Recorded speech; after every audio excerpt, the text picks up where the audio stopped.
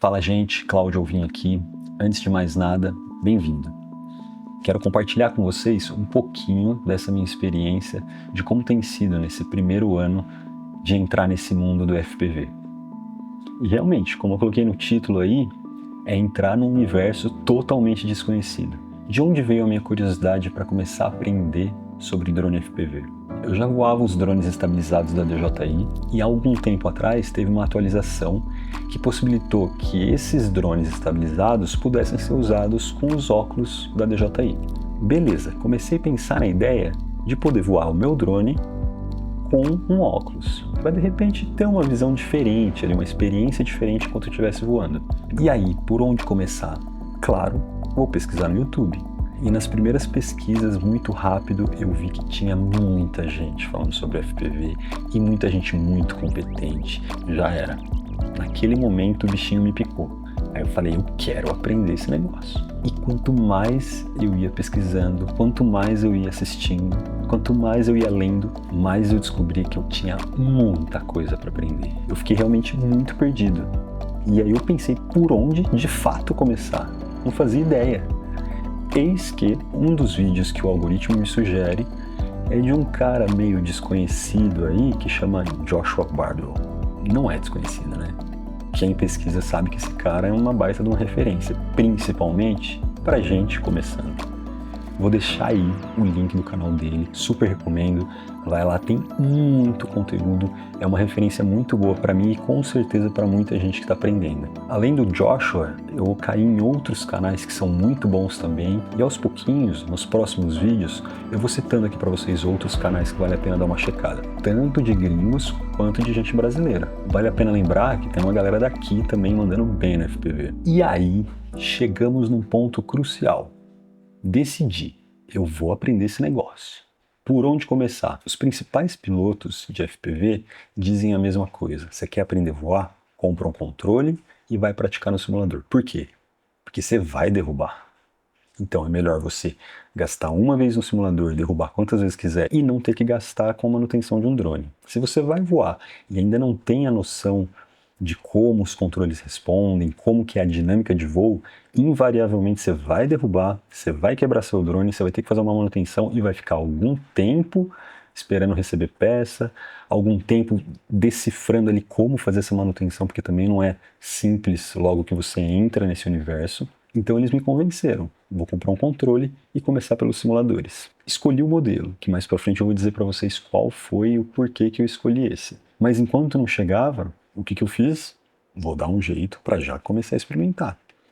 E eu tenho em casa esse daqui, o controle do PS3. Então, se você tem um controle desse em casa, você também pode começar a aprender nos simuladores para ver se realmente isso te interessa mesmo.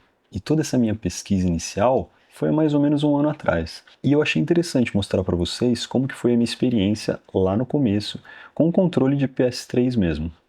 Se liga aí. Então vamos conectar aqui o controle do PS3.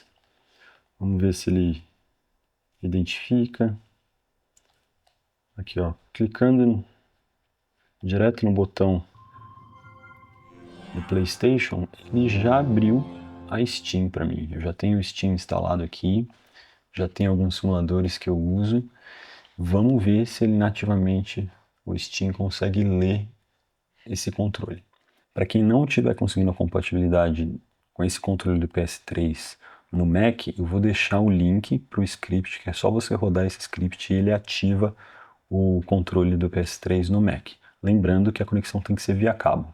Se você tiver agora com um controle mais recente, tipo PS5, Xbox, eu acho que eles já são compatíveis com o Mac e você consegue usá-los sem fio. Então, vou usar aqui esse simulador FPV Logic. Esse simulador FPV Logic ele é bem interessante porque ele tem vários cenários diferentes. Acho que a física dele é muito interessante, o nível de detalhe dos cenários é muito interessante. E uma das coisas mais legais é isso daqui, ó.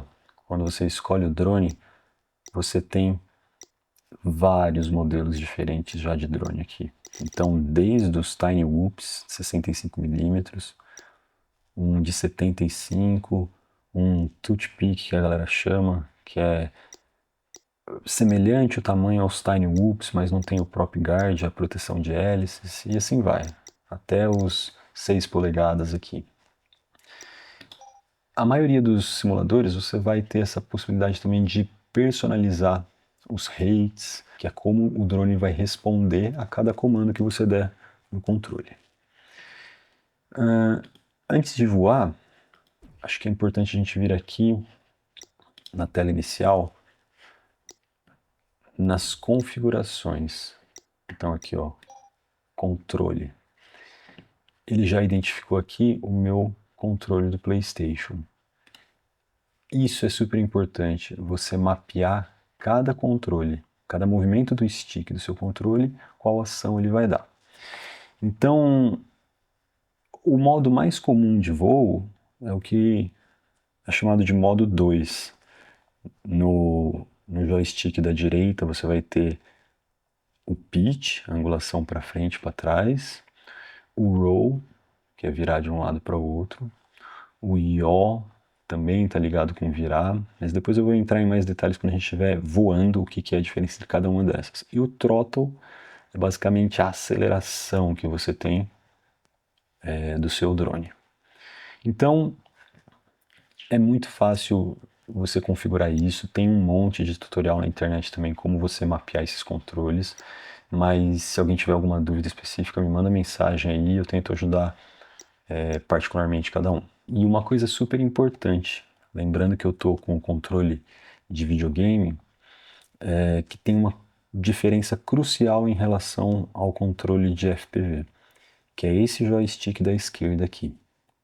Ele que vai controlar nessa vertical para frente e para trás o giro dos meus motores, o throttle. Só que tá vendo essa configuraçãozinha aqui, ó, half. Half significa metade. Então, se eu desabilitar, o que acontece? Quando eu solto o meu joystick, ele volta sempre para o meio. Só que o meu throttle no meio, aqui está significando já 50%. Já foi acionado. Se eu quiser um throttle mínimo, reduzir os motores, eu vou ter que ficar puxando ele para baixo. E a cada momento que eu soltar, opa, ele vai voltar para 50%. Então, olhe aí no seu simulador se você tem essa possibilidade aqui, de centralizar o throttle. Em alguns simuladores isso já vem com... Você escolhe essa configuração dizendo, ó, estou usando um controle, um rádio controle, ou estou usando um controle de videogame. E ele naturalmente vai centralizar esse joystick, a resposta desse joystick. Qual é o lado negativo disso? Você tem metade do acionamento dele perdida.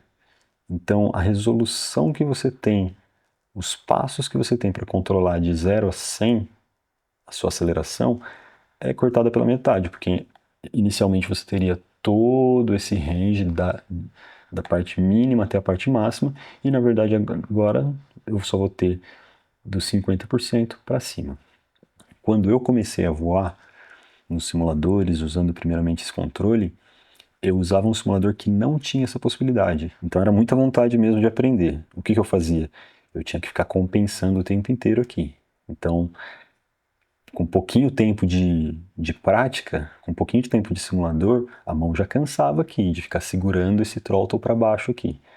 Então, você começando, tendo essa possibilidade, quer começar com o controle de videogame, já acha essa configuração, centraliza esse joystick, porque a hora que você soltar, ele está no zero mesmo. E é dali para frente que você vai fazer a brincadeira acontecer. Então, vamos voar? Vou aqui no Free Flight. Vamos aqui nessa fábrica 1, uma fábrica abandonada. E o que a galera geralmente voa é 5 polegadas, né? Já que estamos no simulador, Sky não tem problema, né? Não vamos gastar dinheiro com isso. Por onde começar? Também, né? Como segurar controle? Então, minha maneira inicial foi com ele apoiado na mesa mesmo. Eu começar a sentir os movimentos. Então, olha aqui, ó, o throttle, quando eu jogo ele para cima, ele faz o drone subir. Se eu solto, ele volta para o zero. E, obviamente, o drone desce. E foi muito estranho para mim começar a entender como fazer curva com ele, né? Qual que é o que faz a combinação dos dois joysticks ao mesmo tempo. Então, eu imagino que todo mundo que começa a pegar isso daqui para voar fica meio perdido. Ai, como que eu vou para frente? Ai, como que eu vou para trás? Ai, como que isso, como que aquilo? O que eu fiz? Sobe lá pro alto. A preocupação inicial não é dar voo rasante, passar nos buracos, nem nada. Tentar manter o que aparentemente é um voo numa altura estabilizada e com o joystick da direita eu vou colocar ele um pouquinho para frente, vou inclinar o bico para frente, fazer ele andar um pouco para frente.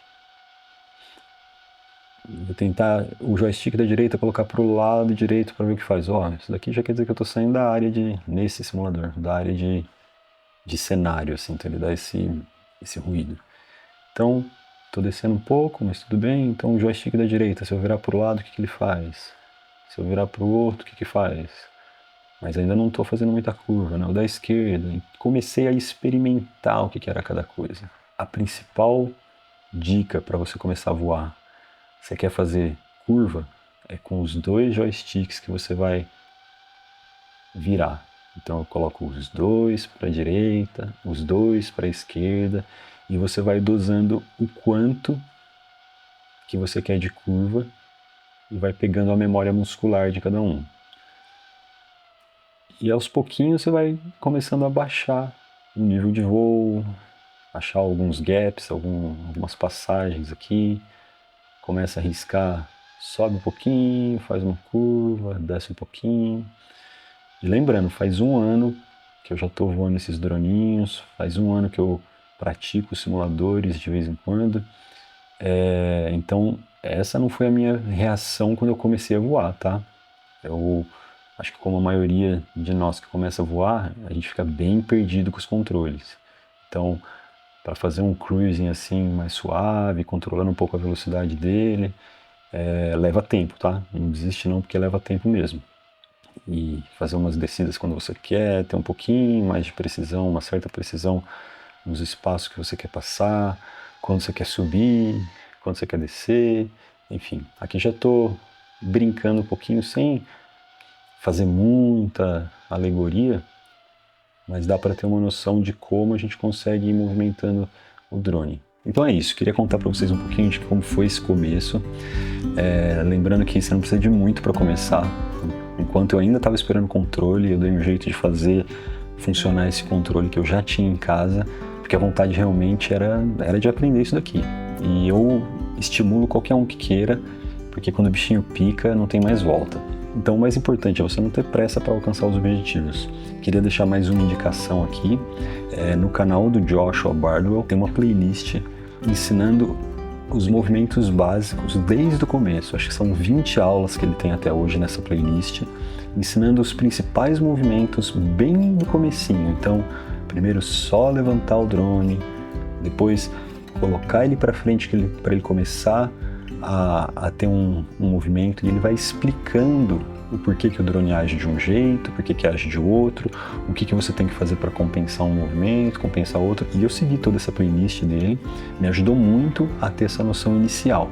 E depois é praticar. É horas sentado na frente do simulador, praticando, errando. De vez em quando você passa por uns lugares que não foi onde você tentou passar, mas aos pouquinhos você vai ganhando mais precisão. E é isso, não desiste, do mesmo jeito que eu não desisti. Parece difícil, mas tem uma hora que a chavinha vira e tudo faz sentido. Então fica de olho no meu próximo vídeo, que eu vou falar um pouquinho da escolha que eu fiz de cada equipamento. Qual rádio eu escolhi, qual drone eu escolhi, qual óculos eu escolhi. Para aí começar a sair do simulador e voar na vida real.